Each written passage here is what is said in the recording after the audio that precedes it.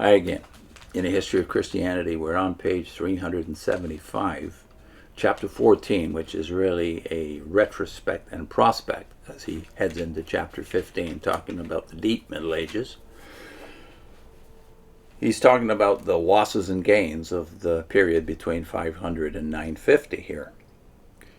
And he makes the point that despite Muslim invasions and pagan invasions, and especially in the north of the Mediterranean basin, Christianity persisted, and it even got stronger as the the centuries passed by. He says Christianity persisted, but the creative activity which it had shown in the first 5 centuries in fresh movements and in thought declined, and in large areas disappeared. To be sure, it gave stability to the Byzantine realms and strengthened their resistance against invasions. Partly under its aegis, much of the Greco-Roman culture went on, and Christians were the chief channels through which it was transmitted to the Arabs. However, that achievement, as we have suggested, did not ensure the preservation of the gospel, but rather it might obscure and weaken it. For in its basic assumptions and convictions, that culture contradicted the gospel. Christianity had not brought into the likeness of the gospel the remnants of the urban life of the Mediterranean world. The largest Christian city was Constantinople, and in spite of its many churches and the disappearance of the pagan cults, one may question whether it more nearly approximated the ideals of the gospel than had pre-Christian Rome.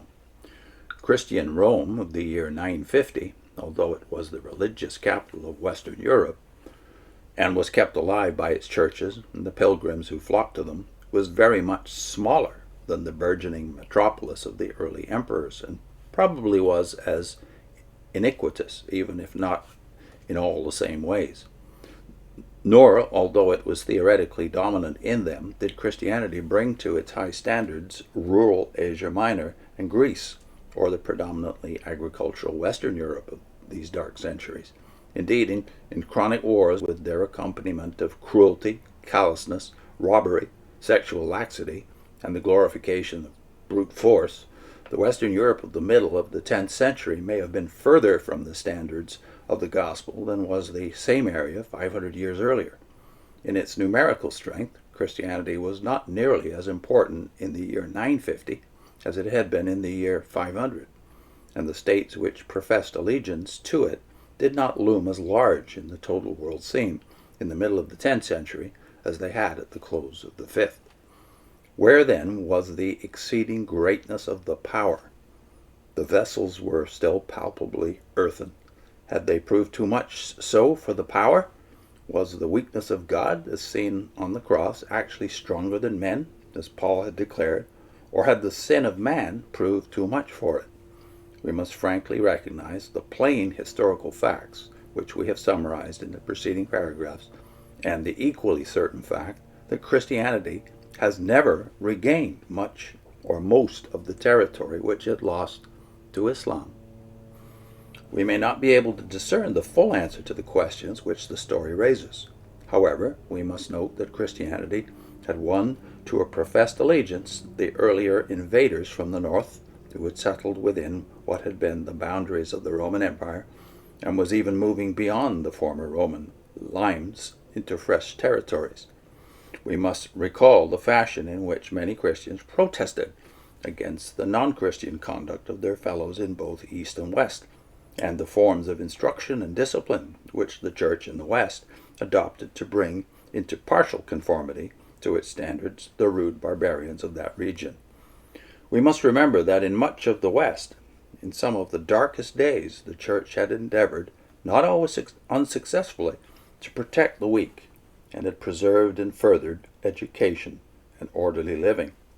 We must, moreover, remind ourselves that even in this brief survey, we have met individuals of outstanding and wide influence, such as John of Damascus, John the Almsgiver, Columba, Gregory the Great, and Boniface, who clearly bore the impress of the gospel and were admired, and rightly so, as its exemplars.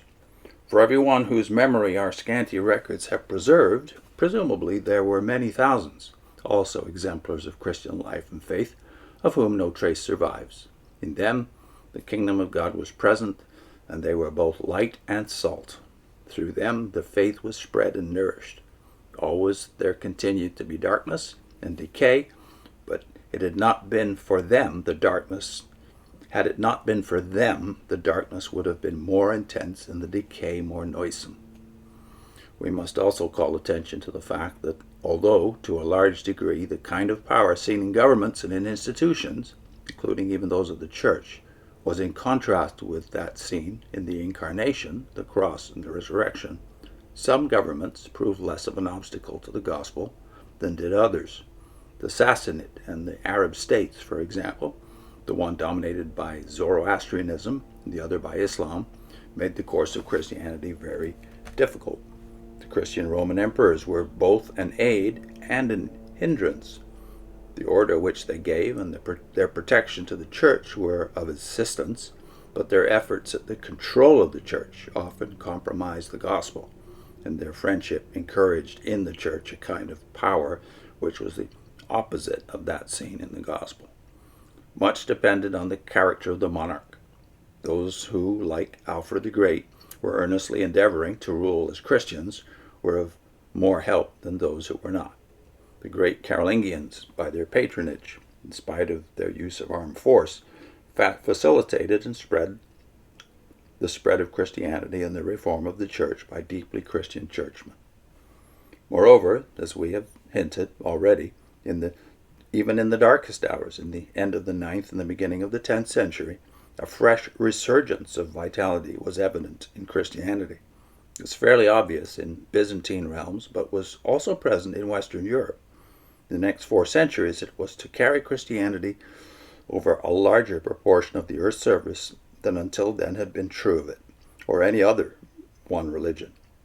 And it was to issue in more fresh movements than had been since the first 3 centuries of the faith, and it was to stamp far more deeply the civilization of Europe than it had that of the Roman Empire. These results were especially marked in Western Europe, but to a less degree they were also seen in parts of Eastern Europe. To that stage of our story we must now turn.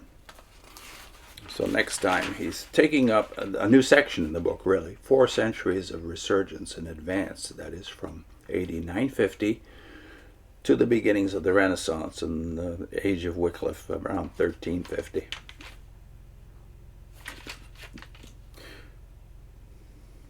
I'll put in a link to